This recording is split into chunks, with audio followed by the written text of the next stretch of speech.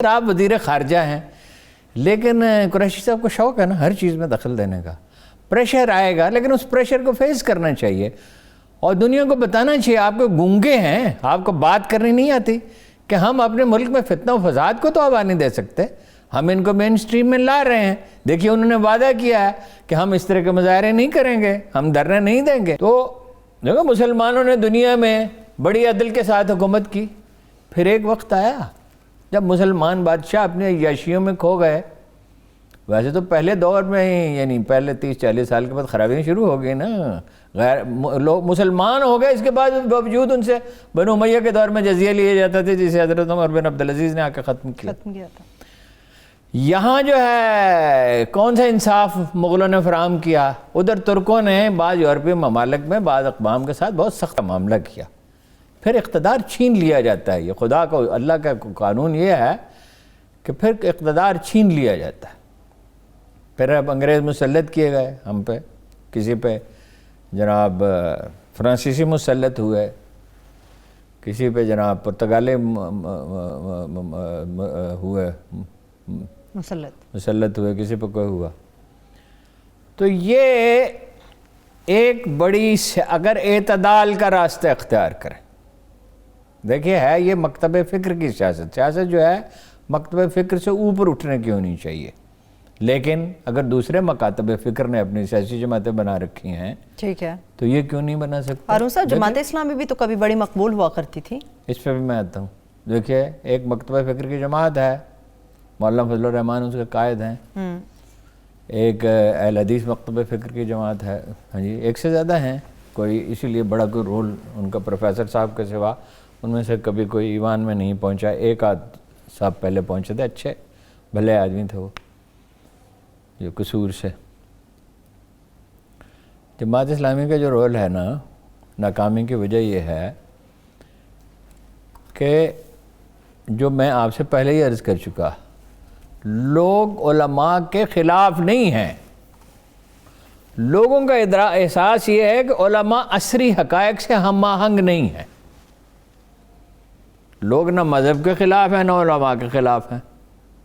یعنی جو علماء سے مراد یہ ہے جو علماء حق، صحیح، ایک تو علماء سو ہیں، ان کی تو بات ہی دوسری ہے نا، جو ایکسپلائٹیشن کرتے ہیں، جو مذہب کے نام پہ اپنی دنیا بساتے ہو. تو رسول اللہ صلی اللہ علیہ وسلم کا قول مبارک یہ ہے، ان سے پوچھا گیا کہ انسانوں میں سے بدترین کون ہے؟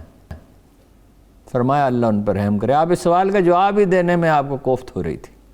پھر پوچھا گیا یا رسول اللہ انسانوں میں سے بدترین کون ہے؟ فرمایا جو دنیا کے لیے دین کو بیچتے. بدترین خلائق ہیں. لیکن اب آپ کہیں گے کہ مولانا مودودی تو ایسے نہیں تھے، اکثریت یہ، اور یہ صحیح بات ہے، ذاتی زندگی ان کی صاف ستھری تھی اور جو غریب لوگوں کی مدد کرنے میں اپنی آمدن کا 70-80% حصہ وہ دوسروں کو دیتے تھے، پارٹی کو دے دیتے تھے یا غریب لوگوں کو دیتے تھے. اور ان کے بچوں کو نہیں معلوم تھا. مجھے ان کی وفات کے بعد معلوم ہوا. مجھے یہ پتہ تھا کہ بعض لوگوں کو وہ پیسے دیتے ہیں اور سختی سے منع کیا گیا تھا کسی شخص کا نام نہ لیا جائے، کسی کو پتہ نہ چلے. ایک کارکن کی ذمہ داری تھی، موٹر سائیکل پہ وہ جاتا تھا. لوگ سمجھتے ہیں کہ یہ جدید دنیا سے ہمانگ نہیں ہے اور لوگ ٹھیک سمجھتے ہیں. اس لیے لوگوں نے قائد اعظم کو ووٹ دیے. لوگوں نے اقبال کو قبول کیا. اقبال جس نے ملا کی مذمت کی ڈٹ کے. عصری حقائق سے آپ ہم آہنگ کیسے ہوں گے؟ آپ پوچھیں ادارہ جاتی تشکیل کیسے ہوگی؟ پولیس کیسی ہوگی؟ ٹیکس کلیکشن کیسی ہوگی؟ ملک کا دفاع کس طرح ہوگا؟ پورا ایک سسٹم کس طرح سے چلے گا؟ عدلیہ کس طرح کی ہوگی؟ آپ کہتے ہیں سود ختم کر دیں، بجائے ارشاد فرمایا سود ختم ہونا چاہیے. متبادل یہ نظام تجویز کریں. اس کے بعد اس پہ میں سال ہا سال لوگوں سے ملتا رہا ہوں، بات کرتا رہا ہوں. فائنلی پروفیسر احمد رفیق اختر نے کہا اس کا علاج ہے صدقات بینک. تو یہ آئیڈیا آپ نے ان سے پوچھا کہاں سے لیا؟ انہوں نے کہا رسول اللہ صلی اللہ علیہ وسلم نے کیا کیا تھا؟ رسول اللہ صلی اللہ علیہ وسلم نے سود کی ممانع آیات نازل ہو گئی اور بڑی ہی سخت آیات ہیں، مگر آپ نے اس پہ عمل درآمد کو ملتوی رکھا، لوگوں کو صدقات کا عادی بنا دیا. جب لوگ صدقہ دینے لگے، قرض حسن دینے لگے، اور بڑی دلچسپ بات آپ کو بتاؤں، خیرات کی 10 نیکیاں ہیں اور بغیر سود کے قرض کی 18 نیکیاں. یہ اصول ہے شریعت کا. کوئی میں سنی سنائی بات نہیں کر رہا ہوں. اسی پہ تو خوب جیسا ادارہ تعمیر ہو گیا. ان کا صدقات بینک بنا دیں, اس میں لوگ پیسے رکھیں, وہ پیسے بینک انویسٹ کرے, اور وہ لوگوں کو بغیر سود کے قرضے دے. تو باقاعدہ ایک ادارہ جاتی ایون اس میں منافع ہوگا جو لوگ کریں گے, لیکن اس میں سود نہیں ہوگا. بات ادارے آپ بنانے کے لیے تیار نہیں ہیں. آپ قبائلی دور میں تو نہیں رہ رہے, جدید دور میں آپ رہ رہے ہیں. دیکھیے پارٹی تقاضوں کو مد نظر رکھتے ہوئے مولانا شاہ احمد نورانی لیڈر تھے. مولانا شاہ احمد نورانی بڑے دھڑلے کے لیڈر تھے اور بڑے جری تھے, اور ذاتی زندگی بہت سادہ تھی. بات یہ ہے جذباتی طور میں بھی کافی تھی طبیعت میں. طاہر القادری بہت افغانستان کے مسئلے پہ انہوں نے کافی جو الگ کی مخالفت کی. مولانا دستار خانیازی الگ ہو گئے. بہرحال وقت گزرنے کے ساتھ وہ کمزور ہو گئی, خاص طور پہ ان کے وفات پا جانے کے بعد. شخصی طور پہ ان کا بڑا احترام تھا. طاہر القادری ابھرے, مگر طاہر القادری نے دوسرے دھرنے میں, پہلے میں بھی ویسے دوسرے میں بھی کوئی ماڈل ٹاؤن جیسا سانحہ ہوا اور کوئی مطالبہ منوائے بغیر وہ آ گئے. اس کے نتیجے میں ان کی حمایت کم ہو گئی.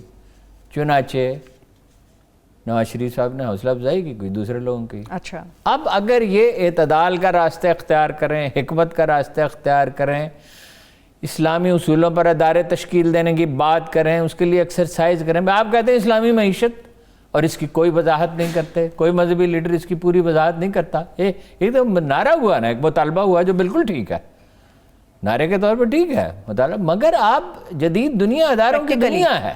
پریکٹیکلی آپ نے کچھ نہیں کیا. پریکٹیکلی آپ بھائی آج سے 1400 سال پہلے مسلمانوں نے سوشل سیکورٹی کا ادارہ بنا دیا کہ ہر وہ شخص جو بے روزگار ہے اور ہر وہ بچہ جو پیدا ہوتا ہے اور جس کو کوئی کفیل نہیں, جس کے ماں باپ کو مدد کی ضرورت ہے, اس میں غیر مسلم بھی شامل تھے. مائنڈ اٹ, یہ نہیں ہے صرف مسلمانوں کے لیے, ٹھیک ہے.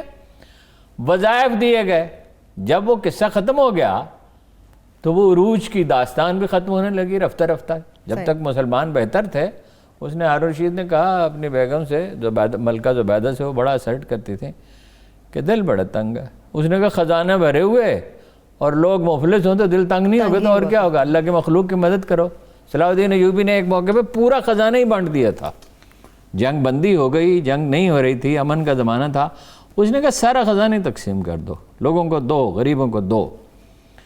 تو اگر تو یہ اعتدال کا راستہ اختیار کرتے ہیں تو یہ بڑا اہم فیکٹر بن جائیں گے مستقبل کی سیاست میں. ٹھیک ہے. اور حکومت کے لیے بھی ضروری ہے کہ نرمی اور تحمل کا مظاہرہ کرے اور خلوص دل سے کرے, تو یہ اس کے حلیف بھی بن سکتے ہیں. نہ یہ کہ تلخی ختم ہو جائے گی, حلیف بھی بن سکتے ہیں. نواز شریف صاحب سے تو انہیں شکایت ہے کہ انہوں نے ممتاز قادری کو پھانسی دی تھی. ٹھیک ہے. اچھا, اب آئے گا بین الاقوامی پریشر.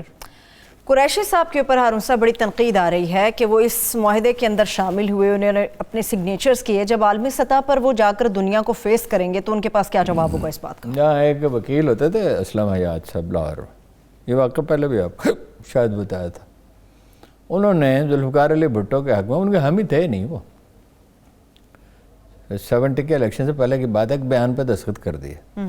اس پہ شورش کشمیری نے لکھا کہ ملک اسلم حیات کے پاس اگر آپ یہ ایک بیان لکھ کے لے جائیں گے تمہیں پھانسی دی جائے گی, وہ اس پہ بھی دستخط کر دیں گے. دستخط کرنے کا بڑا شوق ہے. ان کو یہ ملحوظ رکھنا چاہیے تھا یہاں جاتے ہوئے. ٹھیک ہے, اس میں کردار انہوں نے ٹھیک ادا کیا, ان کے کردار پہ اعتراض نہیں ہے, مگر آپ وزیر خارجہ ہیں. لیکن قریشی صاحب کو شوق ہے نا ہر چیز میں دخل دینے کا.